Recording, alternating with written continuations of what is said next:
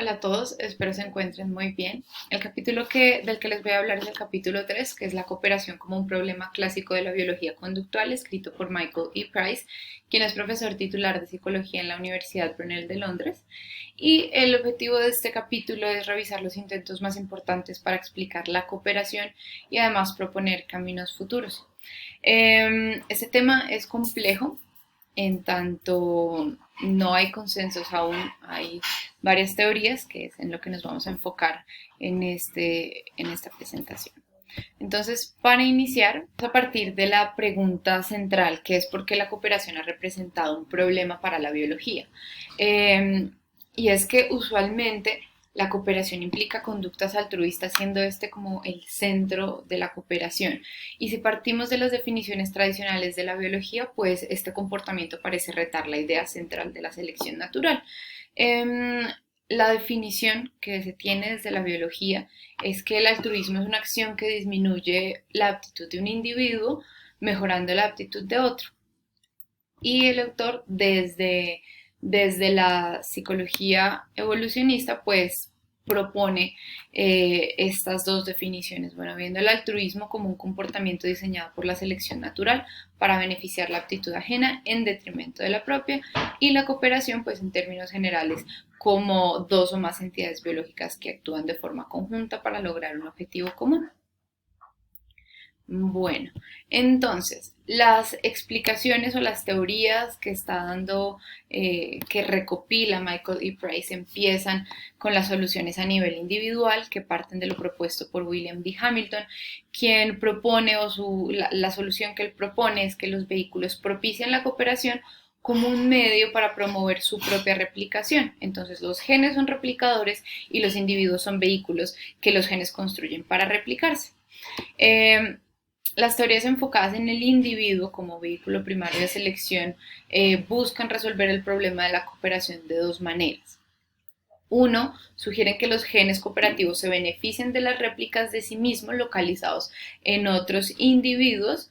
Y dos, los individuos cooperativos generan un beneficio para sí mismos al cooperar.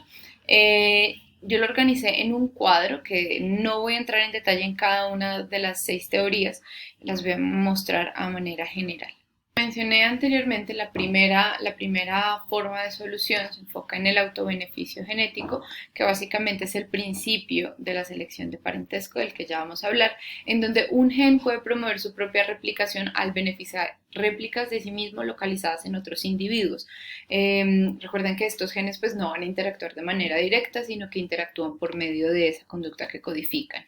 Entonces el ejemplo, bueno, no el ejemplo, sino la primera teoría es la del altruismo de parentesco, en donde pues, la definición de selección de parentesco es el proceso que regula la evolución de conductas que favorecen la actitud inclusiva entre parientes genéticos, ¿no?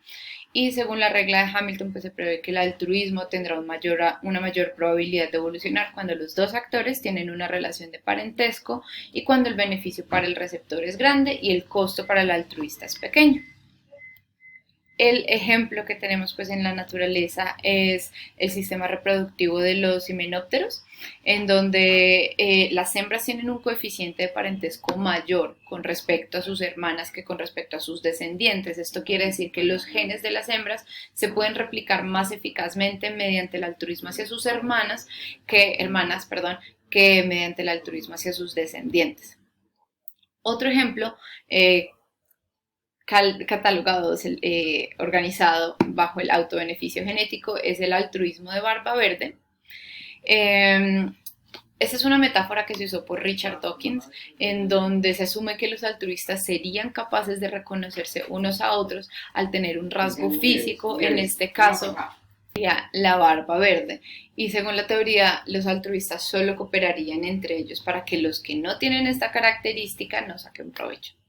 Sin embargo, por cuestiones del azar, podrían aparecer no altruistas con este fenotipo de la barba verde engañando a los altruistas y por tanto pues dejarían de tener esta ventaja evolutiva. Parece posible en teoría, sin embargo es un tipo poco común de altruismo de parentesco. En la siguiente categoría tenemos dos teorías que requieren un retorno de beneficio. La primera es la reciprocidad directa, en donde, bueno, primero propuesta por Robert Rivers, quien pensó en otras formas en que la cooperación pudo haber evolucionado y pues desarrolló la teoría del altruismo recíproco. El principio básico es que la cooperación evolutiva, eh, se da si los individuos se benefician mutuamente por medio del intercambio de actos altruistas costosos. Entonces, el altruismo recíproco también necesita de cierta capacidad cognitiva porque se requiere que los participantes recuerden interacciones pasadas con compañeros recíprocos potenciales y pues además que detecten y eviten a los traidores. Otro tipo de reciprocidad es la reciprocidad indirecta, en donde básicamente el individuo A, puede aprender de estas historias con base en la información que ve o escucha sobre las interacciones que otro individuo, en este caso B, ha tenido con otros individuos. Y en una tercera categoría tenemos la teoría de las señales costosas, y la idea central es que un rasgo costoso, como lo sería una conducta altruista, va a traer beneficios para la reputación de un individuo y lo va a hacer más atractivo para otros como compañero social. El beneficio es el incremento de las oportunidades sociales que no puede adquirir al cooperar de manera visible. Entonces, hay dos versiones de señales costosas. Una es la autoseñal, en donde el cooperador anuncia su disposición para cooperar. En el texto mencionan a los Meriam en Australia, en donde básicamente el hombre muestra su capacidad de cazar tortugas, muchas veces comparte el alimento, ¿no? Entonces está mostrando esa disposición. Y la otra versión es la de la otra señal, en donde se anuncian las cualidades que solo ocasionalmente podrían estar relacionados con la cooperación, y el ejemplo pues es que en el caso en donde las aves comparten comida. Bueno, ahora vamos a ver la selección a nivel grupal. Este término ha tenido varios significados y varía dependiendo del investigador que lo use, y el problema se complica cuando hay una confusión semántica, como en este caso. Entonces, la teoría que apoya esta selección a nivel grupal es la de selección multinivel, y esta es pues los efectos de la selección que se dan a nivel individual como a nivel grupal, ¿no? Entonces puede ser intragenómico o puede ser en toda la especie, y el mejor ejemplo de esto es el organismo en su totalidad, ¿no? La mejor manera en la que cada tipo de células puede promover su propia representación a largo plazo es cooperar con otros tipos. Esta confluencia de intereses va a minimizar esa necesidad de distinguir la lucha por la actitud de grupo, donde vemos el organismo en su totalidad, y la de los individuos, que serían los tipos de célula. Bueno, hay otro comportamiento, hay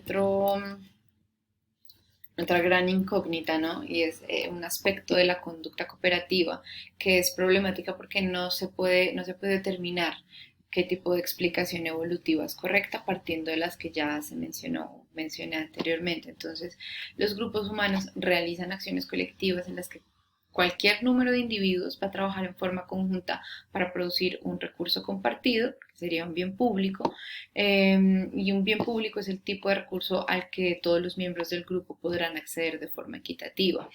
En este comportamiento particular existe el problema del polizón, y esto se da que, ya que todos los miembros tienen acceso equitativo al bien, los que más se sacrificaron para producir el bien tendrán el beneficio neto menor. Entonces cada miembro debería intentar contribuir tan poco como le sea posible. Por tanto, las acciones colectivas deberían fracasar, ¿no? Hay múltiples, no múltiples, hay un par de soluciones que se proponen en el texto para el problema del polizón. Tienen diferentes características, pero no entraré en detalle frente a esto. Entonces, ya vamos a cerrar con algunas direcciones futuras que propone el autor cuando se está trabajando o tratando de explicar y entender eh, las conductas cooperativas. Entonces, número uno, el autor propone que antes de intentar dar explicaciones a nivel grupal se debe entender o deberíamos enfocarnos en las teorías a nivel individual y luego sí a nivel grupal, pues que es lo que mencioné anteriormente con la acción colectiva. No sé, hay intentos, ¿no? A nivel individual, pero todavía falta encontrar algunas de las piezas.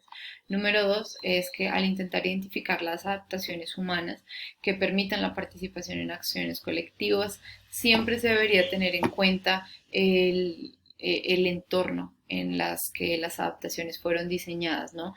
Básicamente porque estos entornos fueron distintos a las sociedades modernas y pues está el caso claro de los laboratorios en los que se ha tratado de probar muchas de estas teorías. Y tercero, es muy importante tener en cuenta las condiciones ancestrales, ¿no? Cuando se está examinando esta adaptabilidad de las conductas cooperativas en grandes grupos. También hay que ver si los humanos poseen adaptaciones que van a permitir la reciprocidad en acciones colectivas. Pues es probable que se haya evolucionado en grupos pequeños, porque esta es otra de las grandes discusiones, ¿no? Si esta teoría se puede aplicar a grupos más grandes, y si así podemos determinar el origen de estos comportamientos. Y ya para concluir, pues el estudio de las acciones colectivas representa un reto cuando se estudia desde la perspectiva de diferentes niveles de selección individual y grupal, porque siempre se debe examinar la selección a nivel individual primero y porque además se tiene que tener en cuenta las adaptaciones que van a permitir la cooperación, ¿no? Hay que tener en cuenta ese contexto ancestral en el que se dieron y pues que son fundamentalmente distintos a los entornos modernos. Bueno, eso ha sido todo por el capítulo 3. Espero les haya gustado y hayan enredado un poco más la cabeza con las diferentes teorías.